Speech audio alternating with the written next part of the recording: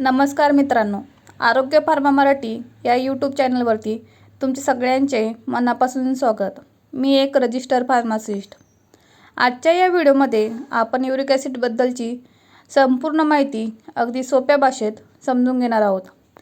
त्यामध्ये uric acid म्हणजे नक्की काय, ते शरीरात का वाढते, त्याची सुरुवातीची लक्षणे कोणती, युरिक ॲसिड झपाट्याने कमी करण्यासाठी कोणते घरगुती उपाय करावेत, कोणता आहार घ्यावा, काय टाळावे। आता आपण बघूया युरिक ॲसिड म्हणजे नक्की काय।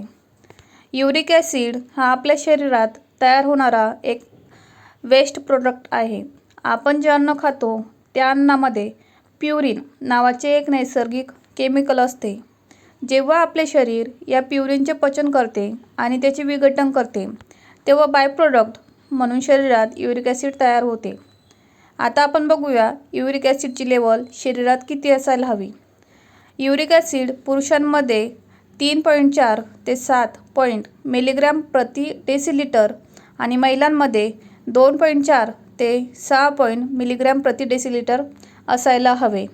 जर तुमच्या टेस्टमध्ये यापेक्षा जास्त लेवल आली असेल तर तुमच्या शरीरात युरिक ॲसिडचे प्रमाण वाढले आहे, तुम्हाला त्याची काळजी घेण्याची खूप गरज आहे। आता आपण बघणार आहोत युरिक ॲसिड वाढण्याची मुख्य लक्षणे कोणती।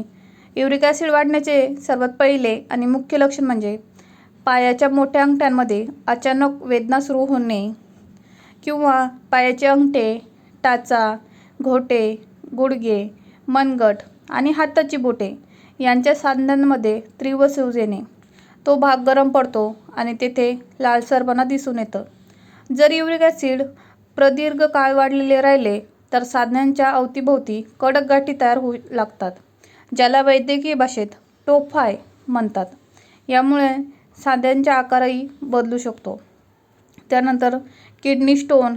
आता आपण बघूया युरिक ॲसिड वाढण्याची मुख्य कारणे। काही लोक आहारात मटण, चिकन, सीफूड जसे की मासे, कोळंबी यांचे अतिसेवन करतात, त्याच्यामुळे युरिक ॲसिड वेगाने वाढते। याशिवाय काही डाळी जसे की मसूर डाळ, पालक, मशरूम यामध्येही प्युरिनचे प्रमाण जास्त असते। त्यानंतर अल्कोहोल किंवा बिअरचे सेवन, बाजारात मिळणारे पॅकबंद ज्यूस, कोल्ड ड्रिंक्स आणि मिठाई यामध्ये हाय फ्रुक्टोज कॉर्न सिरप वापरले जाते। फ्रुक्टोज हे शरीरात युरिक ॲसिडच्या निर्मितीला थेट वेग देते। त्यानंतर कमी पाणी पिणे हे मुख्य कारण आहे। त्यानंतर वजन जास्त वाढलेलं असेल, वजन जास्त असणाऱ्या लोकांचे शरीर जास्त प्रमाणात युरिक ॲसिड तयार करते। याशिवाय हाय BP, डायबिटीज आणि किडनीचे जुने आजार असलेल्या रुग्णांमध्ये हा त्रास जास्त दिसून येतो। यानंतर आपण बघूया काय खावे आणि काय टाळावे। पहिले पाहूया काय टाळावे। जेवणामध्ये रेड मीट, कलेजी आणि सीफूड खाणे ताबडतोब बंद करा। त्यानंतर पॅकबंद फूड, बेकरी प्रोडक्ट्स, पेस्ट्री आणि अति गोड कोल्ड ड्रिंक्स पूर्णपणे टाळा। त्यानंतर डाळींमध्ये मसूर डाळ, उडीद डाळ आणि रात्रीच्या वेळी जड अन्न खाणे टाळा। फास्ट फूड आणि मैद्याचे पदार्थ खाणे बंद करा। पाहूया आता युरिक ॲसिड मध्ये काय खावे। नंबर 1, भरपूर पाणी प्या। दिवसातून किमान 3 ते 4 लिटर पाणी प्या। पाणी जास्त पिल्याने युरिक ॲसिड लघवीवाटे सहज बाहेर निघून जाते। नंबर 2, लिंबू पाणी आणि व्हिटॅमिन सी। रोज सकाळी कोमट पाण्यात लिंबू पिळून प्या। व्हिटॅमिन सी शरीरातील युरिक ॲसिड क्रिस्टल्स वितळवण्यास मदत करते। संत्री, आवळा ही फळे ही फायदेशीर आहेत। नंबर 3, सफरचंद। सफरचंदात मॅलिक ॲसिड असते, जे युरिक ॲसिडचा प्रभाव न्यूट्रलाइज करते। रोज एक सफरचंद नक्की खा। नंबर 4, फायबरयुक्त पदार्थ जसे की ओट्स, दलिया, ब्राऊन राईस किंवा हिरव्या पालेभाज्या पालक सोडून यांचा आहारात नक्की समावेश करा। नंबर 5, कमी चरबीचे दुग्धजन्य पदार्थ। गाईचे तोंड काढलेले दूध आणि दही युरिक ॲसिड कमी करण्यासाठी मदत करतात। आता आपण बघणार आहोत मेन पॉईंट, घरगुती उपाय। नंबर 1, ओव्याचे पाणी। ओवा हा युरिक ॲसिडसाठी अमृत मानला जातो.